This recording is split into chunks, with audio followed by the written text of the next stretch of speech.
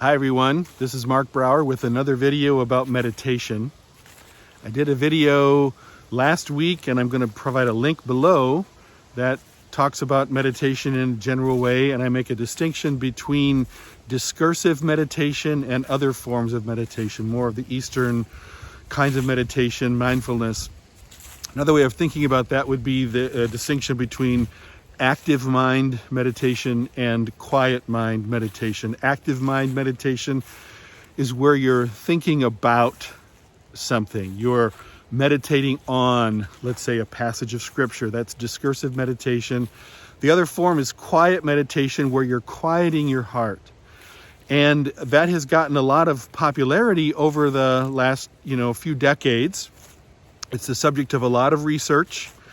It seems to have been popularized primarily from teachers from the East, Buddhism, Hinduism in particular, some Taoism, but the idea of this form of meditation is to quiet your mind by focusing it on, let's say, your breath, certain other parts of your body as you relax different parts of your body, or on a mantra.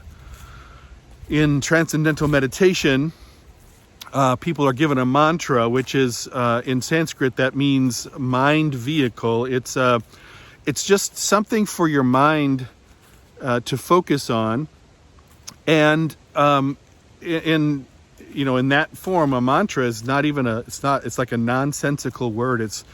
It's not a word that you know anything about. So the idea is that you sit in and relax and focus on this thing. So you bring your mind into focus on this particular thing, and when you do that, some good things happen neurologically and in the rest of your biology as well. In fact, I would encourage you to do some research, like just a Google search on the mental benefits of meditation or neurological benefits of meditation, meditation and stress, some of those things, and you'll see just a lot of research being done about this. And so one of the things that the current neurological research reveals, which I think is helpful and encouraging for Christians, and then also helpful and encouraging for, let's say, meditation strugglers, is that our minds never shut up. Our minds never stop. We think that the goal of meditation, or some people think the goal of meditation, is to get your mind to be quiet, to not think. And so then when we try to meditate and we find our minds going all over the place, and we have this thought and that thought and the other thought, and we feel like, oh man, I'm terrible at meditation, I can't do it. Well, the mind is just like the heart has to beat. The function of the heart is to beat. The function of the mind is to generate thoughts. And so what quiet meditation does is it helps us to train our thoughts, helps us to exert certain amount of control of our thoughts. It changes our relationship to our thoughts. And once again, I think that's a very Christian thing to do. That's very much tied to Christian teaching. 1 Corinthians 10 verse 5, Paul says that we take every thought captive and make it obedient to Christ. That's part of our expression of the Christian life. Part of Christian spirituality is to take control over the things that we think. Another passage that comes to my mind is Philippians 4 verse 8, where Paul says, finally, brothers and sisters, whatever is true, whatever is noble, whatever is right, whatever is pure, whatever is lovely, whatever is admirable, if anything is excellent or praiseworthy, think about such things. In other words, think about these things that are true, that are admirable, that are excellent. Fill your mind with good things, as opposed to filling your minds with junk.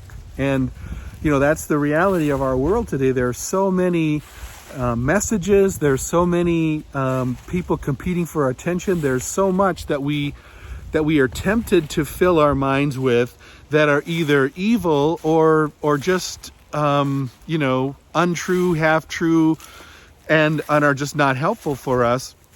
So the point is that part of how we live out our Christian faith is to fill our minds with good things. And so once again, both of these passages seem to indicate us an ability, a capacity that we have to consciously direct our thoughts. And many of us, that's not our experience. As we go through life, we feel like victimized by our thoughts. Our mind's going all over the place, you know. So what we need to do is we need to train our minds. Like Paul said that in Romans 12 verse 2, that we are to be transformed by the renewing of our minds, by the intentional, the conscious filling of our minds with new things, directing our thoughts, directing our attention to these certain things, and getting rid of the rest. And through our, again, advances in neuroscience, we have the understanding of neuroplasticity, that as we think different thoughts and as we repeatedly think different thoughts, then our brains physically change. The neurons that fire together wire together, and so things are shifting there as we direct our attention to something new, to something else. So all of this has a lot to do with meditation, because the process of meditation, the experience of meditation is where we do just that, where we sit in quiet, let our bodies and our minds relax, and then when our mind starts to jump and flit all over the place, we just gently bring it back.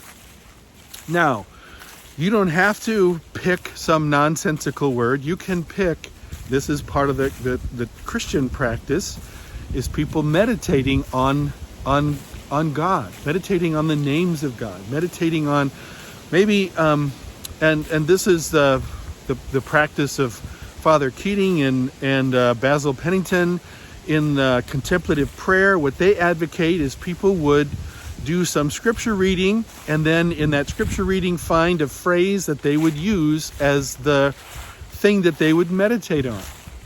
So that in prayer, they would be in prayer, and then they would just go back to that phrase, that word, that name of God maybe. And when their mind starts to go somewhere else, they just bring it back to that. In the 1920s, Robert Collier wrote about the power of our minds and the importance of directing our minds in productive ways. And listen to what he says, kind of a challenge to how some people at least feel victimized by their thoughts. Listen to how he puts it. And it's kind of sexist language. He talks about men and stuff, but I'll just bear with me in that. He says, "We moderns are unaccustomed to the mastery over our own thoughts and feelings. That a man should be prey to any thought that chances to take possession of his mind is commonly assumed among us as unavoidable. This is absurd. It should be as easy to expel an obnoxious thought from the mind as it is to shake a stone out of your shoe. And until a man can do just that, it is just nonsense to talk about his ascendancy over nature and all the rest of it. He's a mere slave, prey to the phantoms that flit through the corridors of his own brain. It's one of the prominent doctrines of some schools of psychology that the power of expelling thoughts, or if need be, killing them dead on the spot, must be obtained. Naturally, the art requires practice, but unlike other arts, when once acquired, there is no mystery or difficulty about it. It's worth practice. It may fairly be said that life only begins when this art has been acquired." Well, that's a pretty powerful statement. Life only begins when this art is acquired. At this point, then we become not the slaves of our flitting around brains, but we become the masters over them. And it's a process. That's part of, I think, what Paul talks about when he talks about our, being transformed through the renewal of our minds. That's part of what Paul's talking about when he talks about taking our thoughts captive, making them obedient to Christ. And again, particularly in our world today, where we have so many messages competing for our attention, this requires training, practice, and meditation is part of how we do that. Meditation and prayer, both of them require us to have conscious direction of our thoughts, and then our minds are going to flit somewhere else, are going to spin into other things, and we just, at that point, when that happens, gently direct them back. Whether you're practicing, like, let's say, mindfulness meditation, you direct your thoughts back to your breath, that's one way, or direct your thoughts back to whatever this word is, the name of God, phrase in scripture. Do that. And so what I'm saying here is two things happen when we do that. One is there's neurological benefits and physiological benefits, and that's what you can find with all the research that's being done about how meditation helps us. So that happens. But also what happens is that we over time develop a new relationship to our thoughts and to our minds, and this recognition that these thoughts can come up and we can just let them go. These ideas can come up and we can just decide not to believe them. And we can then redirect our thoughts, redirect our minds back towards what is true, back towards what is the scripture passage that we're focusing on. And that's part of, I think, an important part of how we grow spiritually.